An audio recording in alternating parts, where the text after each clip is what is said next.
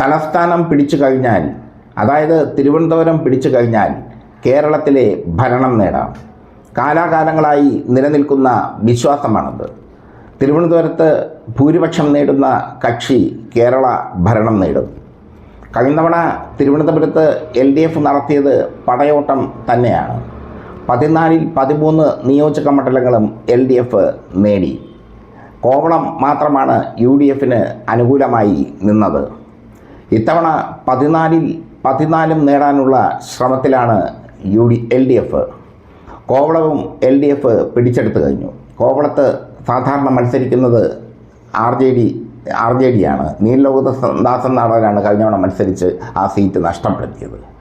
എന്തായാലും അനൗദ്യോഗികമായ CPMൻ്റെ 2ാം list പുറത്തുവിടുകയാണ് politics Kerala. ഇത് ശ്രദ്ധേയമായ ഒരു ലിസ്റ്റ് തന്നെയാണ്. പുതുമുഖങ്ങൾക്കും പഴയ മുഖങ്ങൾക്കും മുൻതൂക്കം നൽകിക്കൊണ്ടുള്ള ഒരു ലിസ്റ്റ്. നമുക്ക് വർക്കല നിന്ന് തുടങ്ങാം.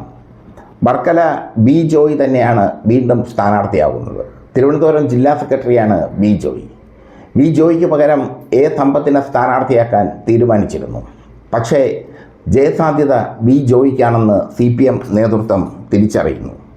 അതുകൊണ്ട് തന്നെ വർക്കലയിൽ B. ജോയ് മത്സരിക്കും. ആറ്റിങ്ങലിൽ സ്ഥാനാർത്ഥിക്ക് മാറ്റമുണ്ട്. OS അംബികയാണ് ആറ്റിങ്ങൽ MLA നിലവിൽ CPM MLA. അവിടെ OS അംബികയ്ക്ക് പകരം D. സുരേഷ് കുമാർ മത്സരിക്കും. ജില്ലാ പഞ്ചായത്ത് പ്രസിഡന്റാണ് D. സുരേഷ് കുമാർ. വാമനപുരത്താണ് വീണ്ടും മാറ്റം. വാമനപുരത്ത് DK മുരളിയാണ് MLA. DK മുരളിക്ക് പകരം അഡ്വക്കേറ്റ് T. ഗീനാകുമാരി മത്സരിക്കും. കേരള യൂണിവേഴ്സിറ്റിയുടെ മുൻ ചെയർപേഴ്സണായിരുന്നു ഗീനാകുമാരി. മാത്രമല്ല, തിരുവനന്തപുരത്ത് നടന്ന വിളനിലം സമരത്തിൽ, കേരളമൊട്ടാകെ നടന്ന വിളനിലം സമരത്തിൽ നിരവധി മർദ്ദനങ്ങൾ ഏറ്റുവാങ്ങി അവർ. പബ്ലിക് പ്രോസിക്യൂട്ടറാണ് ഇപ്പോൾ ഗീനാകുമാരി വാമനപുരത്ത് നിന്ന് മത്സരിക്കും എന്ന കാര്യം ഏകദേശം ഉറപ്പായി കഴിഞ്ഞു. ഇനി അരുവിക്കരയാണ്. അരുവിക്കര സ്ഥാനാർത്ഥിക്ക് മാറ്റമില്ല.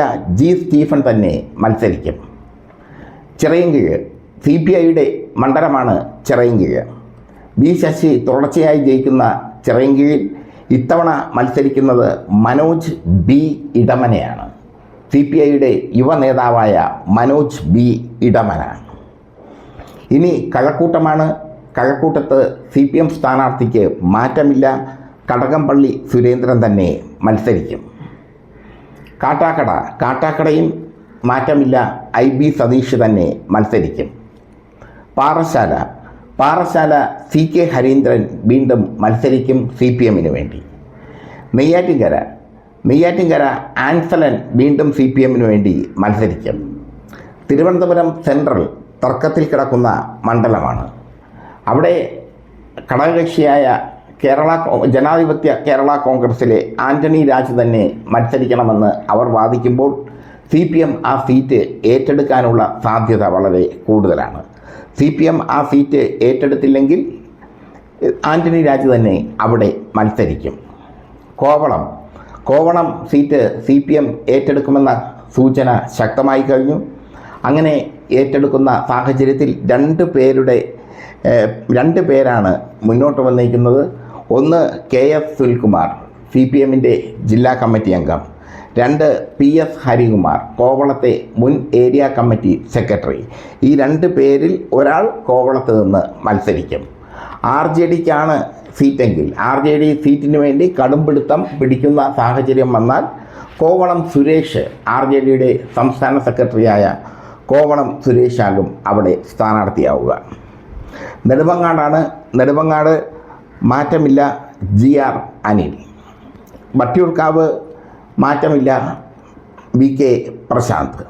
ഇതാണ് തിരുവനന്തപുരത്തെ CPMൻ്റെ അനൗദ്യോഗിക ലിസ്റ്റ്, LDFൻ്റെ അനൗദ്യോഗിക ലിസ്റ്റ്. ഈ ലിസ്റ്റിൽ പുതുമുഖങ്ങൾക്ക് ഇടം പിടിച്ചു എന്നുള്ളത് ശ്രദ്ധേയമാണ്. കഴിഞ്ഞ തവണ മത്സരിച്ചവരെ തന്നെ വീണ്ടും മത്സരരംഗത്തിറക്കാനായിരുന്നു CPMൻ്റെ തീരുമാനം. എന്നാൽ വാമനപുരത്തും ആറ്റിങ്ങലും കോവളത്തും തിരുവനന്തപുരം സെൻട്രലിലും ഒക്കെ പുതുമുഖങ്ങളെ പരീക്ഷിക്കാൻ CPM തീരുമാനിച്ചിരിക്കുന്നു. CPIയും ചിറയൻകീഴ് പുതുമുഖത്തെ പരീക്ഷിക്കുന്നു മനോജ് ബി ഇടമനയെ.